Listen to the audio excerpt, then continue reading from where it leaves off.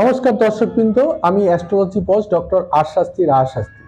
দেখুন দর্শকবৃন্দ, অনেকের হরোস্কোপ আছে, যে হরোস্কোপে কালসর্প যোগ থাকে। কালসর্প যোগ হচ্ছে রাহু এবং কেতু। রাহু কেতু দুটো গ্রহ কিন্তু দুজন দুজনের অপোজিটে থাকে।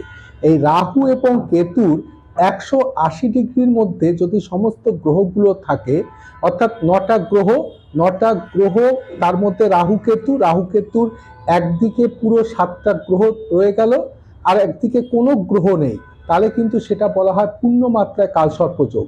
আবার 7টা গ্রহের মধ্যে রাহু কেতু, 7টা গ্রহের মধ্যে 6টা গ্রহ এক জায়গায়, একটা গ্রহ অন্যদিকে, বা দুটো গ্রহ অন্যদিকে, তাহলে সেক্ষেত্রে আংশিক কালসর্প যোগ।